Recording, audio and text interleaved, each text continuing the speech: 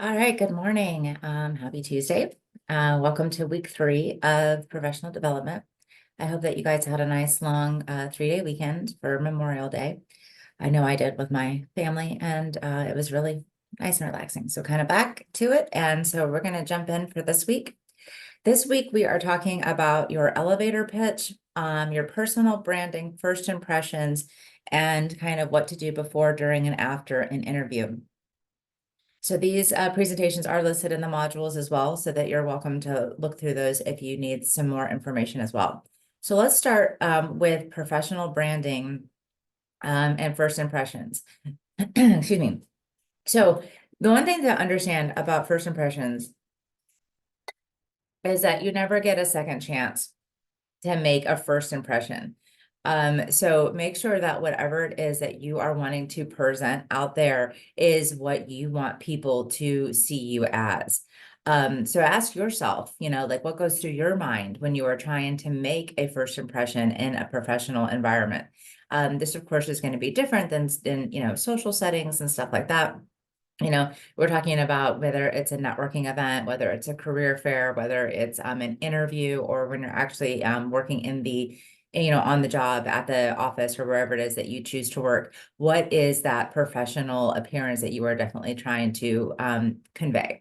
So when making a first impression, you can always ask yourself, like, what is in your control and what is outside of your control? So some of the things that you can control, of course, is how prepared you are. I love the saying, proper preparation prevents poor performance.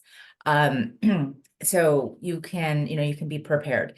You can't necessarily control the weather, but you can look ahead and see, is it supposed to be hot? Is it raining? We do live in Florida, and especially if you're planning to stay in Florida after graduation, it's very hot here. So you have to be able to be prepared for that. So ask yourself what's in your control and what's outside of your control. Now let's talk about how you're going to dress. So there is definitely a difference between dressing up and dressing professional. So if you are dressing professional, you can always ask yourself too, is this business professional or is it business casual? So those are the two that people I think get confused a lot. So with business casual, that's going to be, maybe some nice slacks or even some khakis, a polo for gentlemen, a blouse for girls, or a skirt. Not necessarily, you don't need a sport coat or a blazer. But I would always say, tuck your shirt in, have a belt, some nice shoes. You don't wear jeans or sneakers or anything like that. That's not going to be business casual. But you could definitely get away with a nice polo or some type of like nice knit top. A button down would be fine. But versus business professional, where you're going to want to make sure that you have a jacket, it's a suit. So you can have a matching pant and suit, or, a blazer that goes with everything. I have a black one and a red one that I can, trade off depending on what my outfit is. Ladies, you can do a pantsuit or you can do a skirt suit, but you definitely do want to have a blazer. Gentlemen, you want a tie, a nice button down with a tie, slacks, a belt, some nice dress shoes, nice socks, of course. That they do see that. Ladies, be careful. Don't wear anything that is going to be low cut or anything that's going to be too short. You don't want to take away from your professional appearance by not dressing professional or, risking not being taken seriously. Excuse me. All right. So keep in mind too, when you are forming your you're putting out your first impression out there, that people are forming opinions of you the same way that you are forming opinions of others. So your biases can have a significant impact on your first impression. And so you have to keep that in mind too, that they're forming impressions on you the same time that you're forming impressions on them. So keep your biases in check. All right, networking. Let's talk about the do's and don'ts of networking. So you go to an event, whether it's something that we host, excuse me. So we do 2 mocktails. We do them every semester. And they're either, here at the Francis Admission Building, or we've had them over at Cohatch. We have sometimes there are different themes like IT or accounting or sports, and sometimes it's just a free for all. So just be on the lookout for that. If you are not on Instagram and you do have an Instagram account, then you should follow the career services, because U of M posts constantly on there the things that we have coming up. That's a great way to keep informed. We also do post stuff on Handshake. So make sure that you guys are staying on top of that, because these are great ways for you guys to meet employers and to practice how to network. So the do's and don'ts of networking. First of all, don't be afraid to introduce yourself. Don't try to be best friends at first. Don't be too long-winded. Don't just talk about yourself. You want to actually be interested more than you're interesting. There's a great quote that one of the employers said in one of my classes a couple years ago, and I was like, that is awesome.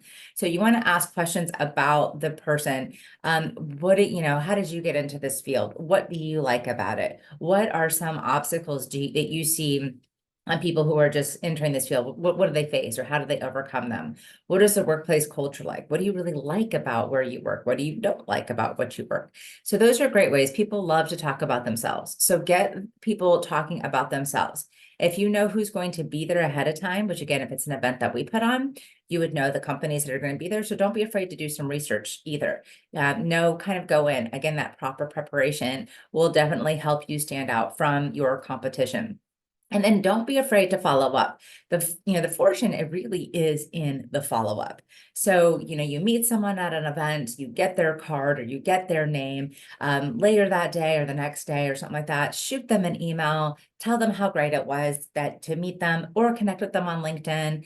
And when you do connection, it'll say send a note, say, hi, Joe Smith, this is Megan Morrow. I met you at the Florida Southern Mocktails last night. Just wanted to say what a great opportunity it was to meet you, talk to you, and learn more about your company. Easy peasy. They will 100% accept your request. Or send, if you have their email address, same thing. Hey, Joe. Hey, Joe Smith, or, good afternoon or good morning. This is Megan Morrow. I met you at the mocktails and whatever. I just wanted to say thank you for taking the time to speak with me. I learned a lot about your company. That would be a great way to follow up. And it just sets you apart from your competition who is not doing that. I talk to employers all the time, and they're like, no one follows up. Like, it's crazy. They'll talk to 20 people, maybe one person will follow up, and that one person is who they hire. I mean, hands down, you are setting yourself ahead of your competition. You're putting forth that extra little effort that other people are not doing, and that really sticks out to employers. And then, especially if you connect with them on LinkedIn, then you want to follow them. Maybe you want to comment on some of their posts. You want to stay on the top of their mind if there is a company that you are, interested in working for. All those times that you touch an employer, that they're visible to you, you're visible to them, whether it's a phone call, whether it's a networking event, whether it's an email, LinkedIn, they will start to remember you more and more. And again, I hear this from employers all the time. Like, they start seeing the same students at the networking events or at the mock interviews. And again, if you don't do the mock interviews, those we do also every semester, 2 days worth of interviews where you have an opportunity to practice your interview skills. So I would highly recommend signing up for those as well when those come up. All right, so the do's of networking: be prepared. Definitely be prepared. Listen, be authentic. Don't just ask questions just for the sake of asking questions. Find some kind of common ground. Lean in. Do that active listening, but pay attention, because, we all zone out. It happens to all of us. And, what worse feeling would it be like, you're asking this person some questions, you totally zone out. You have no idea what they just said. Then now you either ask them that same question again, or you're trying to talk about something that now isn't related because you're like, oh crap, I'm kind of lost now. Definitely make good eye contact. Don't be like scanning around to see who else is available. Be in the moment for that time that you are meeting with that person. There's plenty of opportunity to continue to circulate the room and talk to other people. So when you're with that person, make eye contact, stay with it, be authentic, communicate your unique value. What is the value that you are going to bring to the organization should they, choose you? And again, make sure that you follow up. That's super, super important. Okay, so just to kind of wrap it up with the networking, definitely be prepared, deliver your unique value, be professional. A nice firm handshake is required, good eye contact, smile, you're dressed professional, and I'm talking business professional. You don't wear a whole lot of perfume or cologne because that can be overpowering or people could be allergic. And sometimes we just overdo it. Be minimal on your jewelry and your makeup and everything. Just be natural, be very natural, and then make sure that you definitely follow up. All right, so let's talk a little bit about personal brand. So your personal brand is the unique value that you bring. You want this to be short, concise, and easy to memorize. And this is going to go into your elevator pitch, which is the draft is what one of the assignments that we have this week. So your elevator pitch, you tie it into your personal brand. If you are like just kind of getting started, because you can do your elevator pitch in one of two ways. You can either do it like a little bit more on the generic side and have it just be more like your personal brand statement, or it can be more specific. If say, exactly like this is the company I do want to work for, and I know that they have a position open, and then you want to kind of envision that you got into an elevator with the CEO or the hiring manager of that company, and you have about 30 to 45 seconds to kind of do your pitch. It's like your little mini persuasive pitch. So it always will start off with your name, like who you are, and then maybe like a passion of yours. And then identifying maybe, 1 to 2 skills that you had that are specific to that job. If you're going, into like a field in accounting, maybe tax or audit or something like that. And you could say, my name is Megan Morrow, and I'm a senior at Florida Southern College studying accounting, and I'm super passionate about helping businesses keep their books straight, or whatever it is. And I just finished this course with Professor Love in whatever class, and I just found it, I really was one of my greatest strengths, and I really thrived in that class. You could talk about some of your skills, like if somebody who's going into this, you would know the job description, right? So if somebody going into this field, here are a list of the skills that are required for that job. You could say how you have those. And that's kind of what we did in the cover letter draft. That was last week's assignment, wasn't it? Yeah, last or 2 weeks ago. I don't know. We're doing our cover letter final this week. Let me just double check that fast. Yeah, cover letter draft was assigned. Yeah, I just graded them. So, you're communicating your unique value. You're communicating the skills that you have as it relates to the job. So again, if you're not quite sure and you're just kind of getting started, maybe you're early in your college career, you're a freshman, even sophomore, junior. So you're just wanting to have a good personal brand or professional brand statement. It could just be something like, hi, my name is Megan Morrow. I am a junior at Florida Southern College studying finance, and I'm super passionate about helping people create and build wealth for financial stability throughout their years. It could be something as simple as that. Maybe you're like, I'm into training and development. So, my name is Megan Morrow. I'm a junior at Florida Southern College studying industrial organizational psychology, and I'm super passionate about developing and delivering curriculum that's going to help employees maximize their potential in the workforce, and therefore creating a happier, more positive work environment for the company. Whatever it might be, it's whatever you are passionate about. So again, with the elevator pitch, which I'll talk about again in another minute, you can either do it like that, where it's kind of really short, it's just like a personal brand statement, or you can actually do a little bit longer pitch where you're talking about that the company, you've identified something about the company, that they have this particular position open, you are the prime candidate, you have identified some of your skills. So we'll come back to that when I talk about the assignments.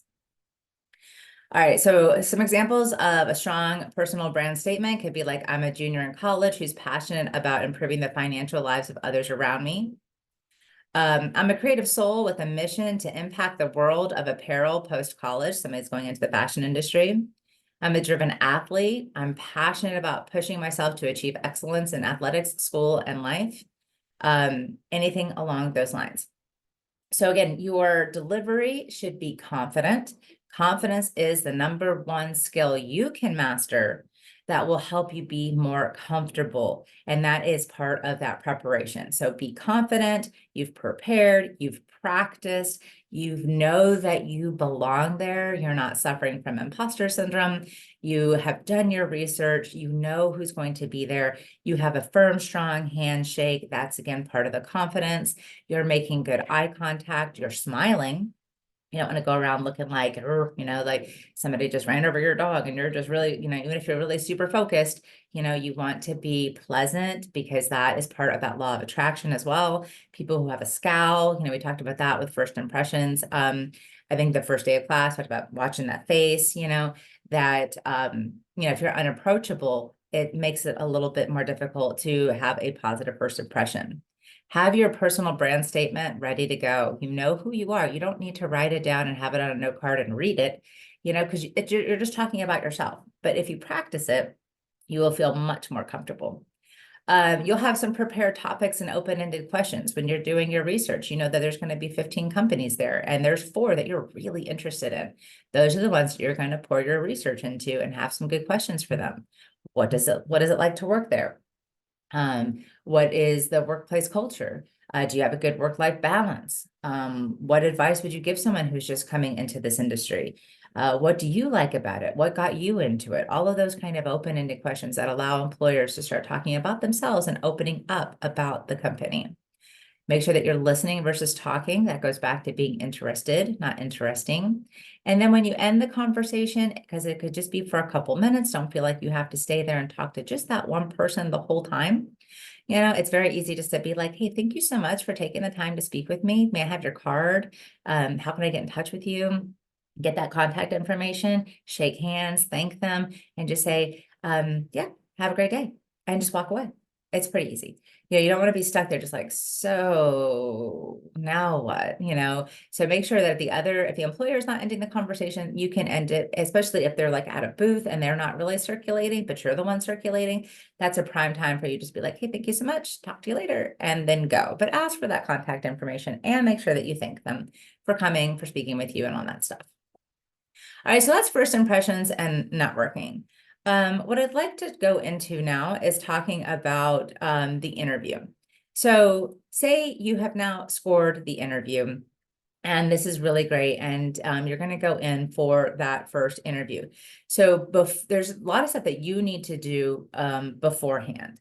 And the biggest thing that you can do is you're going to research the company. Okay. So, sorry. So you want to research the company. You're going in to interview for this company. They're going to ask you, questions like, why do you want to work here? Or what do you know about the position? And especially at the very end of the interview, they're going to ask, do you have any questions for us? So you absolutely need to make sure that you go armed with a lot of questions. I highly recommend investing in a nice portfolio, something like a nice leather portfolio that you could have like a legal pad on one side, and then you could have a pocket that you can put your resume, extra copies of your resume. If you have business cards, or if you're collecting business cards, you want to have a pen, something to write with. So when I do my research, I look at the About Us page. Maybe there's our story. Maybe if they have anything on their website that says meet our leadership team, because then you can go further and then look on LinkedIn and try to research the leadership team, because you want to be able to make a connection. They want to know that when you're in that interview that you want this job. You don't want just a job.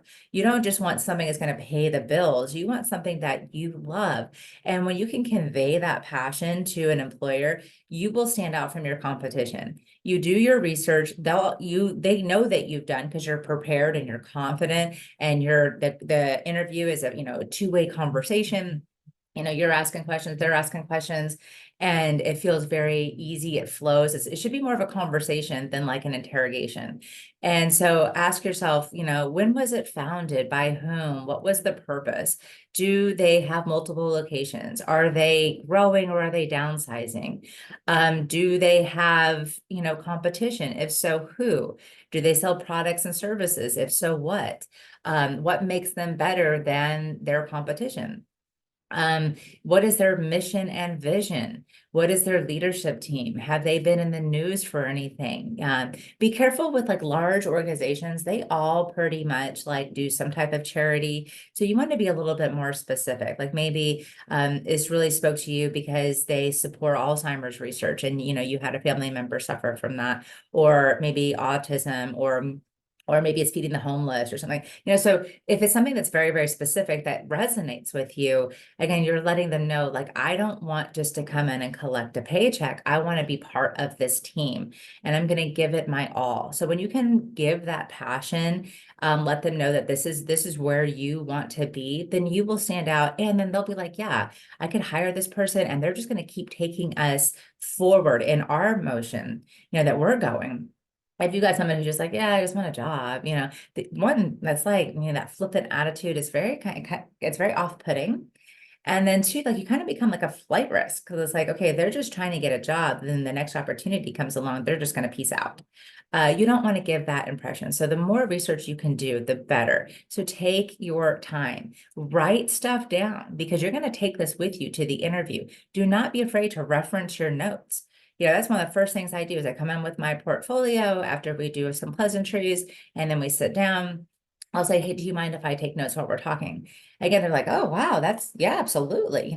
So then I could be jotting down things that they're saying as we're talking, but I can also go back and reference the stuff that I had researched because you're going to be nervous. And when you're nervous, you kind of forget stuff. And so it's really great if you have it just right there in front of you. Now, pro tip, if you're doing a Zoom interview, they can only really see, like the top portion. So if you're taking notes, make sure you ask them or tell them that you're going to take notes and be diligent about saying like, yeah, I'm going to take some notes because, if not, you're just doing this and you're talking, they might not know what you're doing. I did that. And it was like, oh, snap. I didn't, what they probably just think I'm just not even paying attention, or maybe I'm playing on my phone or something like that. So like, I kind of like very intentionally, I was like, oh yeah, yeah. And I kind of picked up my pad and flipped the page over and went back down just, so they could see what I was doing. So you want to say like, hey, can I take some notes? And you want to reference your notes. Are there any kind of press releases, anything like that that you can speak about? Like, hey, I saw that you guys did A, B, and C. So example, my son, he went in and interviewed for Beef O'Brady's. And, when they were asking him, they're like, why do you want to work at Beef O'Brady's? And his answer was so spot on. They literally hired him on the spot. But he said, well, I know that since 2008, you guys have delivered 8 billion, excuse me, 8 million or billion pounds of food to the local homeless community. And as an Eagle Scout, I'm highly invested in my community and I want to work for a company that it cares as much about my community as I do. And I said community too many times now, it sounds weird, but it was something along those lines. And they were like, wow, they were so impressed. And he knew that from doing his research, from looking it up. What makes Beef O'Brady's so wonderful? Why do you want to work there? So those are the kind of little things that you can do. Okay, so you've done your research, you're ready. Know where you're going. If you can, if it's local, go do a drive-by. Make sure that you know your route. Make sure that if because there might be construction, or traffic. Do you know that this is a heavily trafficked pattern? What time of day is it going to go? If there's multiple locations, like multiple buildings, like here at Florida Southern, there's multiple buildings. And I did not take my own advice. And when I interviewed for this position, I was like, yeah, I know Florida Southern. I mean, I've lived here for a long time. And I'm, on the lake all the time, but I didn't pay attention to what building I had to go to. So then I was frantic trying to find the right building. And that's no good because you want to make sure that you're arriving at least 10 to 15 minutes early. That gives you time to, breathe, if you want to check your hair or makeup, make sure that everything's kind of spot on. Just take a couple minutes, make sure that you're comfortable and confident. And you don't want to just be like racing up. And that's what happened to me because I didn't, I knew where to go, but I didn't know what building to go to. I didn't know what parking lot to park in. And so I'm driving around like crazy trying to find this stupid parking lot. And then I was very nervous and I rolled up right at the interview time. And actually I had done a Zoom interview with the team, the week before. So I knew what they looked like. They were all standing outside, like looking for me. It was so embarrassing. I'm like, no, I know to be early. And now I'm like right on time, which made me feel late. But also too, that's me. I'm like being late is a I can't be late. I will like literally have an anxiety attack. I have to be early, but that's my personality. but I do recommend that you're there 10 to 15 minutes early, again, just to kind of like take a deep breath and, gather your thoughts, make sure that you have your questions ready and that, you're feeling good and you're walking in. And that also shows that you have a lot of respect for the person interviewing you. You're not going to come late. If you come late to an interview, you're basically telling them that you're going to come late to work. And that does not leave a very good first impression. If you're having to take public transportation, make sure you know the routes and the stops. If somebody has to take you, make sure they just drop you off and they need to leave. Don't have them wait in the parking lot for you. Make sure that you're not bringing anybody additional with you. And you wouldn't think you'd have to say that, but we do have to remind people that do not bring people with you. No one needs to be in that interview with you except you. All right. So for the day of the interview, as you're preparing, don't add anything else to your schedule. Make it so that it's a nice, easy morning or day for you. Don't try to throw a whole bunch of stuff onto your day because inevitably something's going to come up, and if you're rushing around and trying to get this and that done and run this errand and go to this meeting and do this before you have to go to this interview, that could really throw off your interview. So if possible, make sure you don't have anything on your schedule except that interview. You don't want to add any additional stress or anything like that. Like I said, know where to park. Make sure you know who you're asking for. Again, these are things that I've done where I've gone into an interview and I'm totally blanked. And I'm like, I have an interview. My name's Watson-Morrow. And they're like, well, with who? And I'm like, I don't know. And that is embarrassing. That shows that either I'm just going on so many interviews, I can't keep them straight. I'm not prepared. It's just awful. So make sure you know who to ask for. Make sure if you know that there's multiple buildings, like what building you're supposed to go to. Is there any type of security? Do you know where you need to park? Is there a parking garage? Is it street parking? If you're going to someplace like downtown Lakeland and you're trying to find street parking, again, adjust for those times. If you got there like 30 minutes early, you could always just sit in your car, read a book or go over your interview questions or I don't know, TikTok for, whatever, and that way, again, it's better to be a little bit early and, waste a little bit of your time versus rushing and then you're wasting their time. Always be nice to everyone you come across. This is just good life advice. But, you come into, an interview, maybe you're checking in at the front desk and there's like a receptionist or something like there, and you're rude to that person, for whatever reason, maybe you're having a bad day, maybe you're stressed, you're probably going to be nervous, or you just think that, oh, it's just the receptionist. It's not a big deal. But here's a story. So a guy was rushing to an interview. He really, really wanted this job. He was taking public transit, so he was on the subway, and he was running a little bit late. So of course he was just kind of like bulldozing over people, and he kind of bumps into this one guy on the subway and kind of basically tells him to go kiss off and, get out of my way and, beneath me, you mere mortal kind of thing. And he's very rude to this guy. So then he gets to the building where he's going to interview. He introduces himself. He gets brought up, and guess who is sitting behind the desk? That's going to be interviewing him, but the guy on the subway. So of course they took one look at each other, and the guy that was coming for the interview just turned around, hung his head, and walked out. At that point, there's no way he could have gotten that job. And this was like his dream job. So those kind of things can and do happen. You don't know who is sitting at the front desk. It could be, the CEO covering for the receptionist on lunch break, or somebody called out. Who knows? It could be a smaller company where everybody pitches in. You just don't know. So make sure that you are treating everybody with the same respect and professionalism that you want to be treated with, and how you're going to treat the person who is interviewing you as well. And don't try to like small talk with the receptionist, of course, be polite. Good morning. How are you? That's great. My name is Watson-Morrow. I have a 10 o'clock interview and I have to sneeze. I'm gonna see if I can catch it before. I had to catch my sneeze. And I think you guys wanted to see in the video.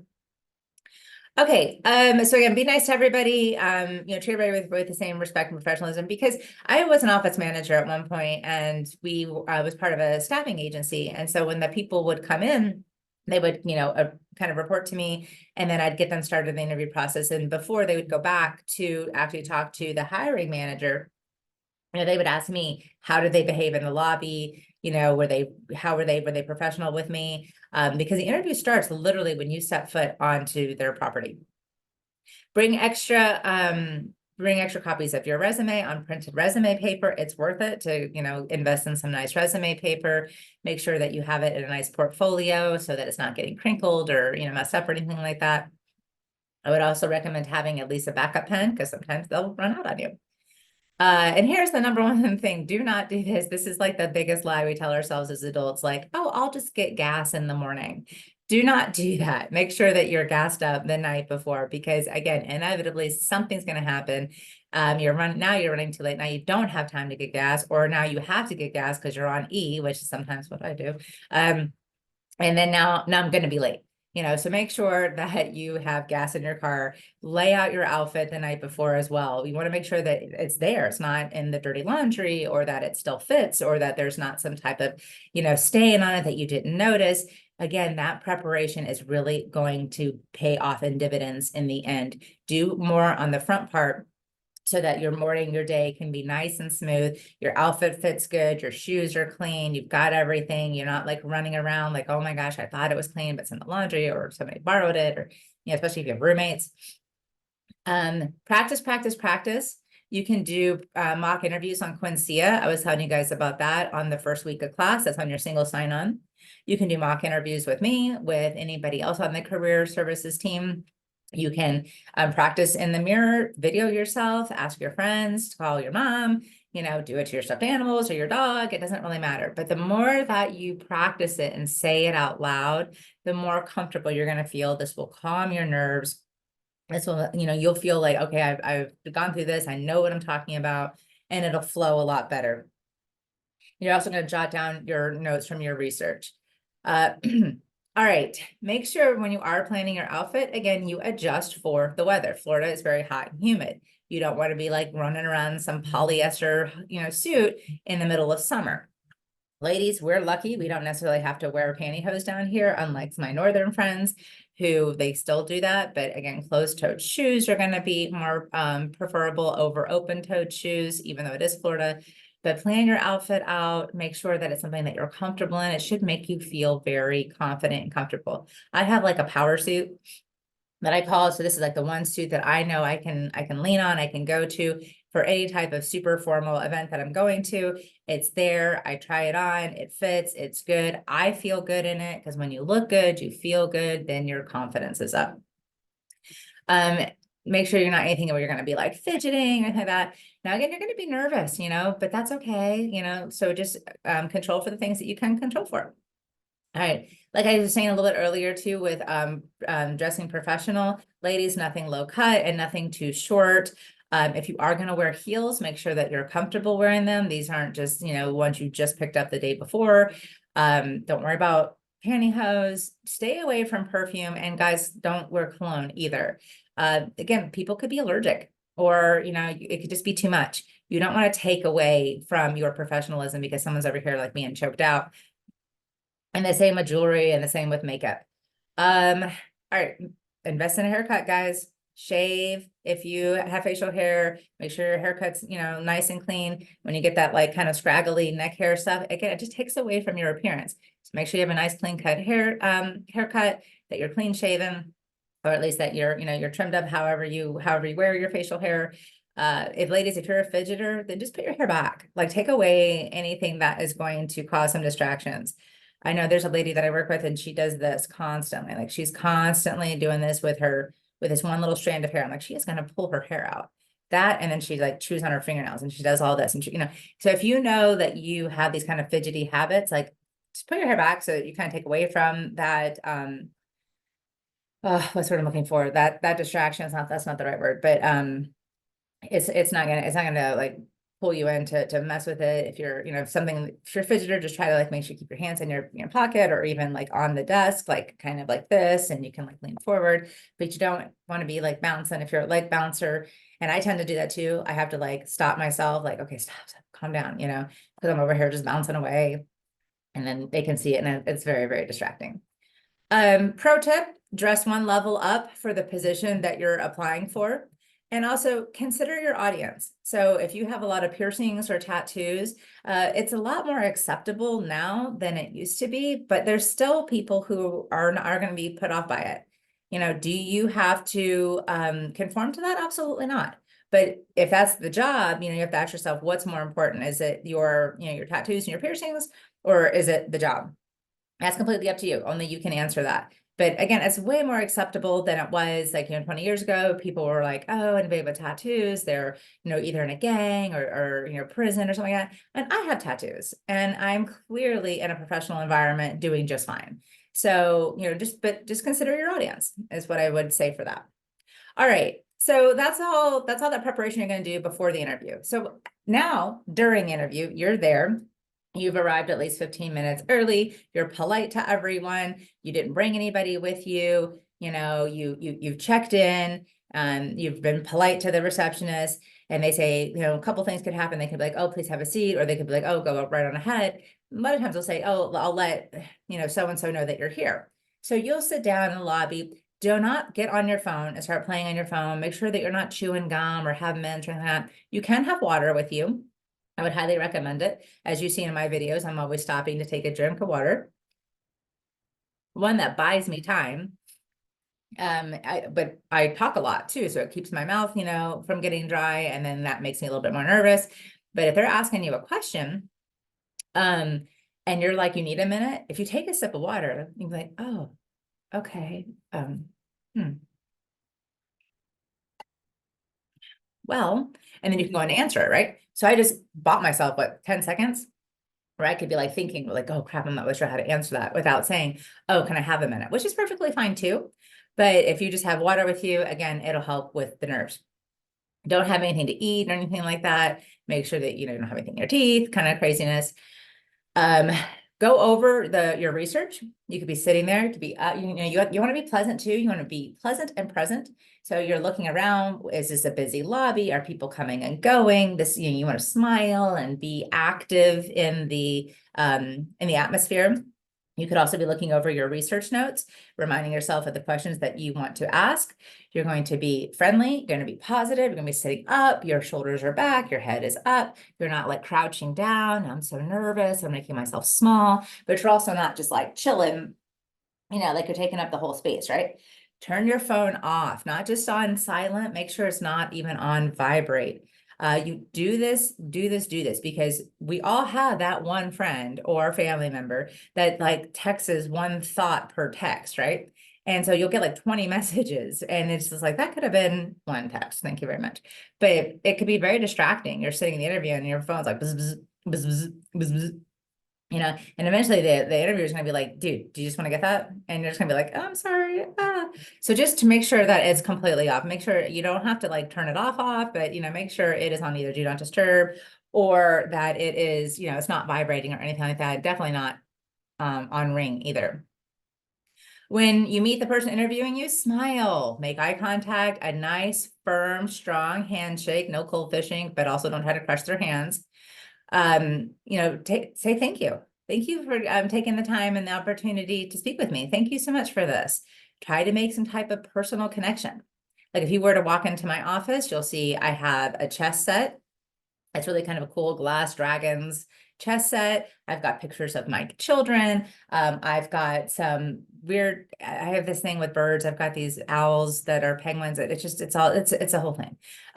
So you could look around. I've got a travel wall behind me where of all the different places I've gone, so there are a lot of ways that you can be like, oh, wow, is that, are those the Mayan ruins in South America? Or, when were you in Hawaii? Or Pittsburgh is up on my wall too. That's where I grew up. So there could be things that you could make connections with. So try to see if you can make some type of connection. If you're doing a Zoom interview, make sure again that you have good posture, you're sitting up straight, that you are dressed professionally, even though it's over video. You can lean in to show interest, but make sure that you're looking at the screen. You don't want to be like all over the place. Try to be looking at the camera and smile, smile, smile. Use your hands to talk, stay focused, let them know, that you're taking notes. Like I said earlier, like I'm going to take some notes. Is it okay? And that'll let them know why you're kind of always, looking down or whatever. Nod your head. Those are ways of letting people know that you are engaged, and try not to twirl your hair or face or anything like that. You can do little mirroring, which is little subtle ways to show interest and increase likability. So if like, kind of they're nodding and you're nodding, or, they're leaning in, you're leaning in, and so on. People are more likely to hire someone they like. All right, take notes. Answer questions. Take a moment to think about your answer. Don't just fire off too quickly. You may kind of come across as a little over prepared. So you want to make it feel natural. Be thoughtful in your responses. Speak clearly and use as few space fillers as possible. So, like, those are very distracting. So when you're confident and comfortable, you're not going to use those space fillers. You're going to answer the question and feel good about your ability to answer the question. So every time I hear that, and I'm like, and I'll even be in a meeting with my team, and then somebody's like, and then I'll be like, and then all of a sudden, like, they didn't hear it, now they hear it, like, oh my God, now they can hear it because I can hear that. And again, it's very, very distracting. If you don't know the answer, it's okay to try to come up with something similar, but you can also ask for clarification. However, I would not recommend that you try to get clarification more than twice, because then you're going to kind of come across as maybe incompetent or maybe not the best fit for this position. All right, be truthful. Never, never, never falsify any kind of data or mislead in any way. Never flat out lie. Remember that episode on Friends when Joey said he could speak French on his resume and then he couldn't. So he looked kind of like he was way out of place. So if you can't speak French, don't say you can speak French. Take your time, read the room, use humor if appropriate and if it comes natural to you. You don't want to come across as you're trying too hard. Just be yourself. If there are any gaps or negative blips in your history, just be honest about it. Own it. They will have a lot more respect for you if you're like, yeah, this and this happened, but I learned from it, or whatever happened. If you got fired, or there was a gap. You guys are college students, so they're going to understand there might be gaps. Hey, because you were in school, or college started, or that internship ended. So for you guys, that might not be such a big deal. Try to turn anything into a strength, though. Always remain calm and engage in dialogue. Reference your notes. There's going to be nothing wrong with like, oh yeah, I had a question about that. Oh, so I saw this and this. You kind of go back to looking at your notes. That will again just show them that you're super prepared. Ask questions to show your own interest and that you have done your research, because they are going to ask you why you want to work here, or do you have any questions for us? And you want to make sure that you do. Okay. Ask questions that are meaningful for you, that will help you decide if you want to work there. Don't just ask questions just for the sake of asking questions. Be like, hey, look, I'm asking questions. All right. That is what we're going to do during the interview. Let's talk about what we're going to do after. All right. So now the interview's over. They've asked all the questions. You've asked all your questions. Again, shake hands again.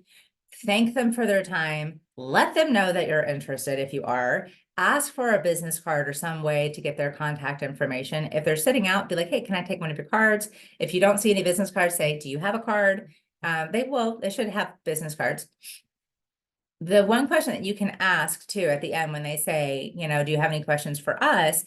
You might ask one or two questions, but you should always ask them as well, when do you plan on making a decision? And if you're super comfortable, you can always ask that, based on our conversation today, how do you see me fitting in here? If they don't say anything that's, if they say something that's just like less than absolutely positive with you, then they're probably not very sold on you. So you can kind of gauge that. Again, you have to be very, very confident. You have to be very seasoned and be able to pull that off. Because sometimes that might come across as too pushy. You have to read the room. You have to know and do what feels best for you. Don't do anything that's forced, because then it won't come across as authentic or genuine. But ask them, when do they plan on making a decision? Whatever they say, oh, this week or next week, or we have a couple rounds of interviews still to go, whatever, it doesn't matter, whatever they say. They could say, we're meeting together on Friday and making a decision. Great. Can I follow up with you then? They're going to be like, oh yeah, absolutely. Or they might say, well, we'll contact you, but I've never had anybody say that. 100% of the time they say, oh, absolutely. So again, shake hands, thank them again for their time talking to you. Act as if, like, I look forward to hearing from you. Like, that you're the best candidate. So that whenever they said that they are going to be getting back with you, or that they're going to make a decision, all right, cool. Well, we'll reconvene then. You're definitely acting as if. You can say stuff like, I'm really looking forward to the opportunity to join the team. Let them know you want the job. Don't just assume because you came on an interview that they know that you want the job, because maybe after the interview you found out you don't. That's happened too. You could say, I really feel this is going to be a good fit and I'm excited for the opportunity. Something along those lines. That lets them know that you're interested. All right, before the end of the day, you're going to go home and you're going to send a quick thank you email. If there are multiple people in the interview, everybody gets a thank you email. And it's something super quick, just, hey, good afternoon, Joe. It was such a great, I enjoyed meeting you. I learned a lot. It was great learning more about the company and about the position. I'm very interested. Maybe make that connection again. And I'm going to start brushing up on my chess game, or I hope those birds leave you alone, whatever that, you kind of were able to talk about in the interview, or if you were able to make some kind of connection. Maybe it's just like, wow, I really like your paintings on your wall, something that lets them know that you are observant and that you are present. But make sure that you do that before the end of the day. And it's just short and quick. You maybe even reiterate some of your skills. Like, I really feel like I'd be a great fit for the ABC job because of skills A, B, and C, right? Super quick. But again, you're letting them know that you're interested, and nobody does this. Very, very few people do this. So you are going to stand out from your competition by being like, hey, this is what we're doing. Like, I'm the top, I'm the cream of the crop. You want me. I bring all this value, because during that interview, that's all you did was bring value, bring value, bring value. And that's why we practice the interview questions, which I'll post another video about later today. All right, whatever the time is that they said they would let you know, make sure you follow up. Phone call, email, something like that. Make sure that you follow up. Don't let it go. Don't let it go by. If it was 2 weeks, follow up on the 2 weeks. Try to avoid Mondays and Fridays if at all possible. Monday, people are just coming in from weekend. They've got probably 100 emails. Friday, they're probably on weekend brain. A lot of people take off Friday. So Tuesday, Wednesday, Thursday, and around 9 is kind of that sweet spot, because people get in usually around 8. Then they have to go through all their emails, and then they've had their water cooler chat. They've got their coffee. They've kind of done those little things. And now around 9, they're kind of sitting down, getting ready to like work. And then your email boop, pops up at the very top, or a phone call. So those are kind of like the sweet spot, unless they said specifically Friday or Monday, of course. Whatever they said that they were going to make a decision, then you just follow up. All right, if you get a job offer, if you have other prospects, it's perfectly fine to let them know that you're excited about the opportunity, but you have a few more interviews. Remember, they had no problem telling you that they were interviewing multiple candidates for the position. So you should have no problem telling them that you're also interviewing other companies for various positions.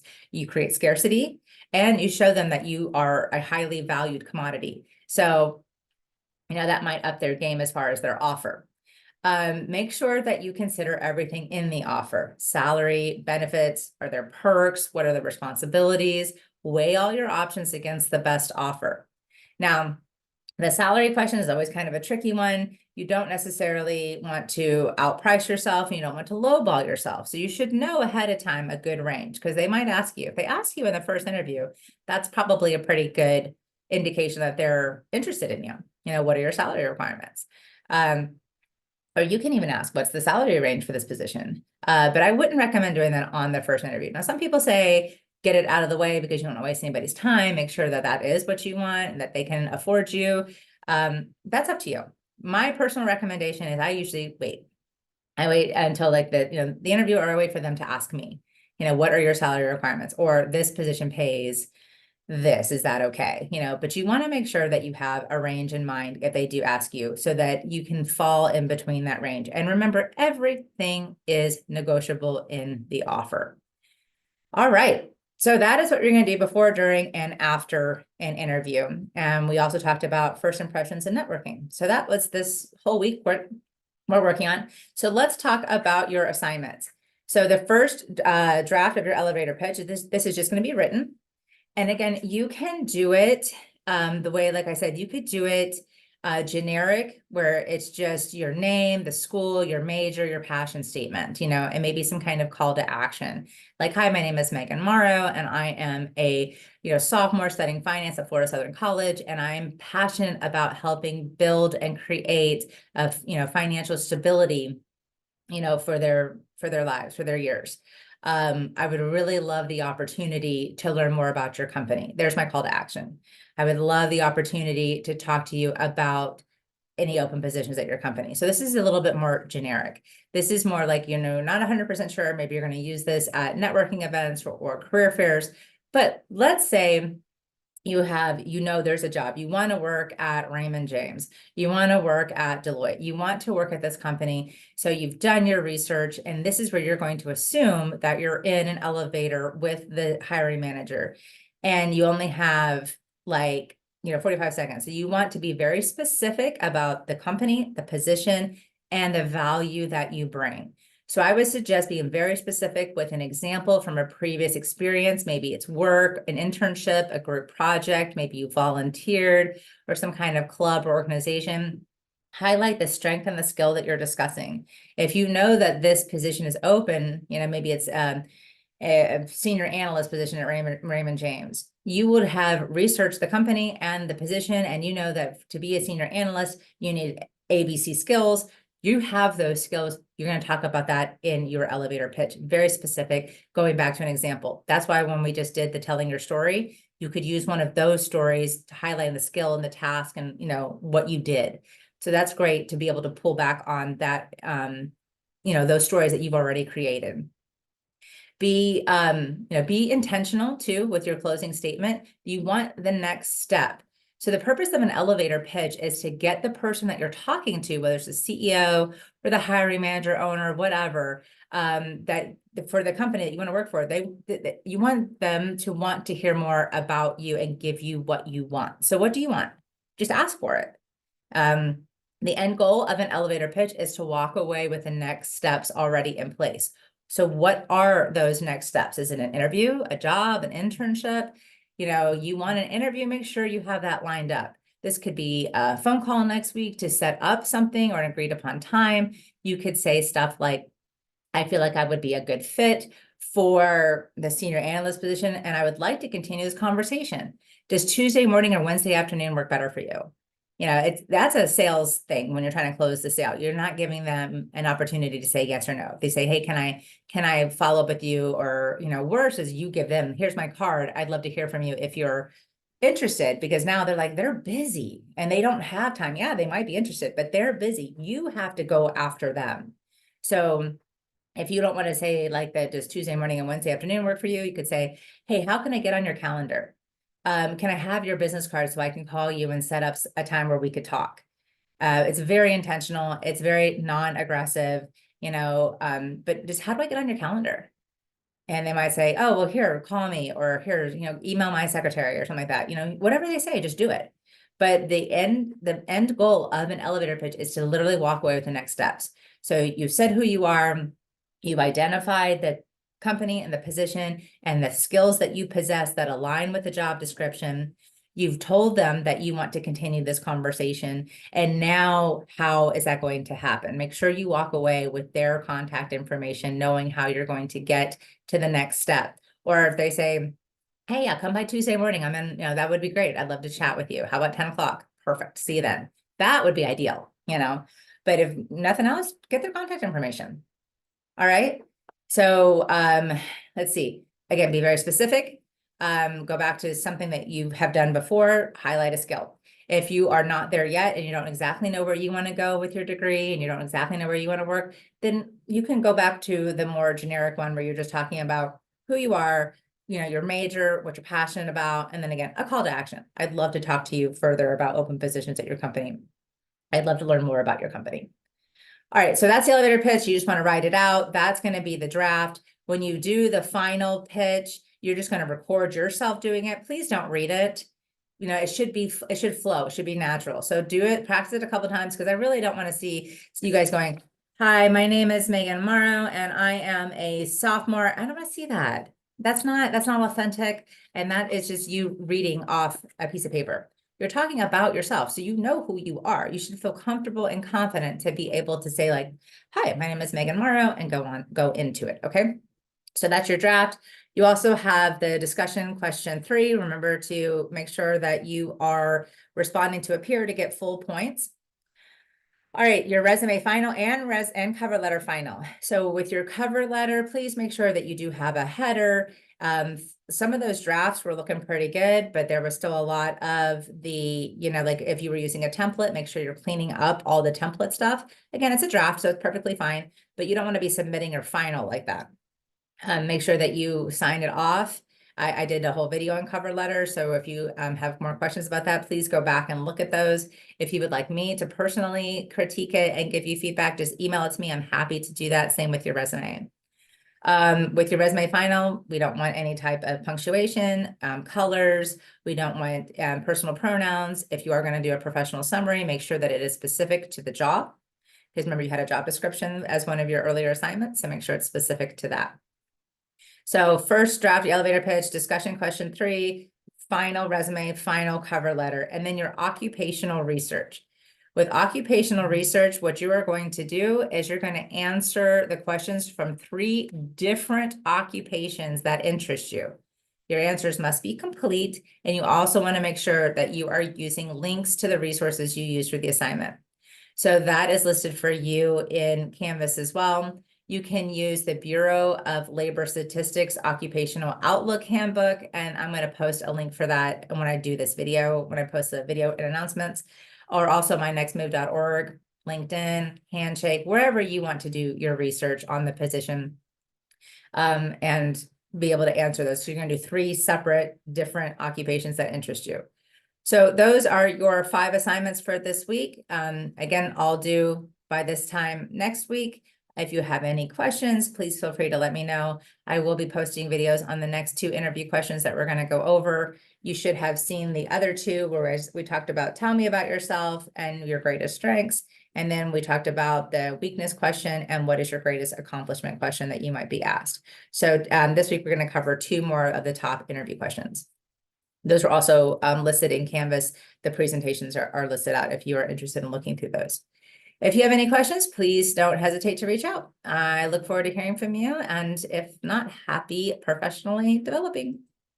See ya.